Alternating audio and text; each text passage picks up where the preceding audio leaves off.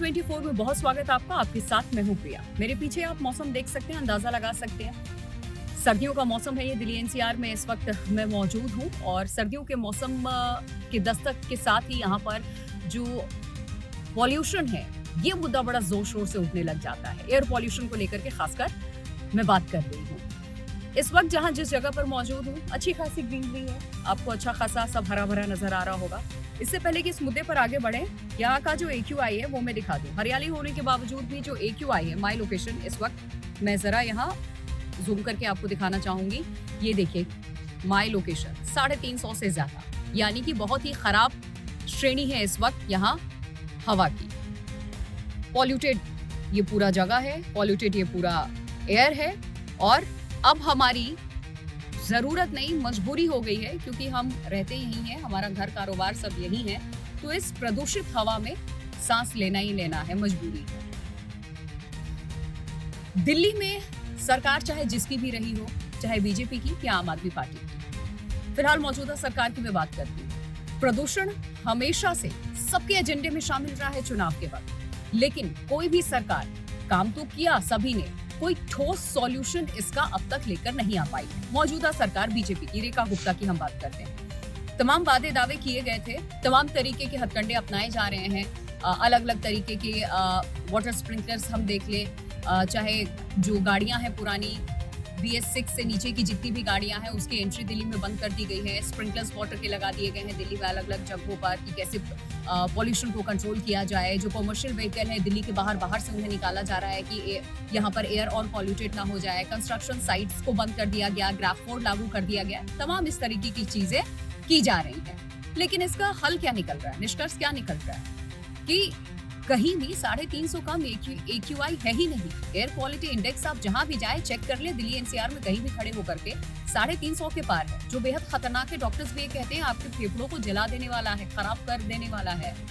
आपके सीधे ये लाइफस्टाइल पे एक बहुत बड़ा इम्पैक्ट डालेगा। घर में बच्चे बीमार हो रहे हैं, बड़े बुजुर्ग बीमार हो रहे हैं, किसी और राज्य से कोई रिश्तेदार आ जाए, कोई आपके घर में आ जाए मेहमान, उसके सिर में दर्द, आंखों में जलन, गले में खराश, ये हमारी भी समस्या रहती है। इस वक्त भी मुझे सब कुछ महसूस हो रहा है, पर रहते रहते थोड़ी बहुत आदत हो जाती है और उसी के साथ आप जीना सीख जाते हैं, क्योंकि आप यहीं पर रहेंगे और यहीं आपको रहना है।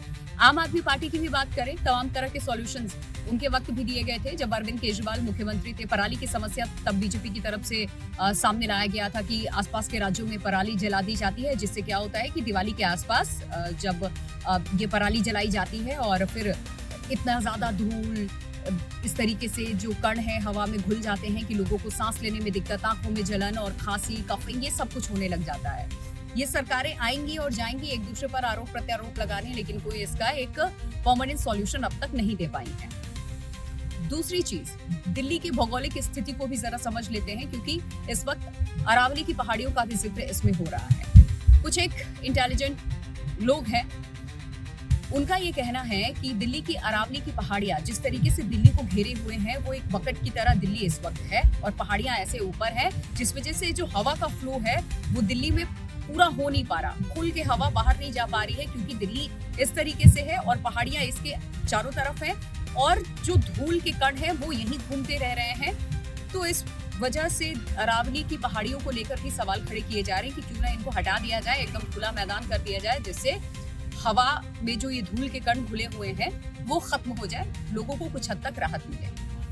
दूसरी बात, अगर इसको हटा दिया जाता है तो जो पर्यावरणविद है उनकी तरफ से भी चिंता ये जताई गई है, बाकायदा एक रीजन दिया गया है साइंटिफिक, कि जिस तरीके से राजस्थान में गर्मी के दिनों में धूल भरी आंधी चलती है, मरुस्थल का वो इलाका है, लू चलता है, यही वो पहाड़ियां हैं क्योंकि दिल्ली को घेरे हुए हैं, तो ये चारों तरफ से उस धूल के कण को छानती हैं और कोशिश, क्योंकि ये पहाड़ियां हैं ऊपर उठी हुई है, कि वो धूल का कण दिल्ली में कम प्रवेश कर पाए। और इसके अलावा वो जो तपिश, वो जो धूल भरी आंधी होती है उससे, और वो जो लू चलती है उसमें भी कहीं ना कहीं कमी इन पहाड़ियों की वजह से होती है, जो दिल्ली को बचाए रखती है। कुछ महीने इस तरीके की स्थिति रहती है, लेकिन अगर इन पहाड़ियों को हटा दिया जाए तो सालों भर कमोबेश यही स्थिति देखने को मिलेगी। मौसम सर्द या गर्म हो सकता है, लेकिन एयर पॉल्यूशन उतना का उतना ही बना रहेगा। इसके अलावा देखिए, सुप्रीम कोर्ट ने एक आदेश दिया था पहाड़ों को लेकर के कि किन पहाड़ों को संरक्षण मिलेगा और किनको नहीं मिलेगा। जिनकी 100 मीटर से ज्यादा की ऊंचाई है या 100 मीटर के पहाड़ हैं, उनको संरक्षण मिलेगा और जिनकी उससे कम की है उन्हें संरक्षण नहीं मिलेगा। दरअसल अरावली की जो पहाड़ियां हैं, उनकी जो हाइट्स हैं वो इस क्राइटेरिया में फिट नहीं बैठते हैं। तो ऐसे में धड़ल्ले से जब यहाँ पर खनन शुरू हो जाएगा तो आप अंदाजा लगा लीजिए कि अभी जो उदाहरण मैंने आपके सामने रखा है वही स्थिति यहाँ पर देखने को मिल जाएगी। तो कुल मिलाकर के लोगों की जो चिंता है वो और ज्यादा बढ़ गई है, क्योंकि कमोबेश दिनों दिन स्थिति और गंभीर होते जा रही है। डॉक्टर्स ये तक कह चुके हैं कि हो सके तो दिल्ली छोड़ के चले जाइए, आप यहाँ मत रहिए, क्योंकि ये खतरे से खाली नहीं है।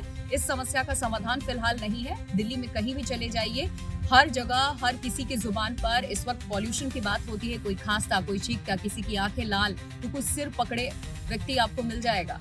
सब परेशान है इससे। सरकार के पास टेम्पररी सॉल्यूशन तो है लेकिन बहुत इफेक्टिव नहीं है। परमानेंट सॉल्यूशन क्या है नहीं पता है।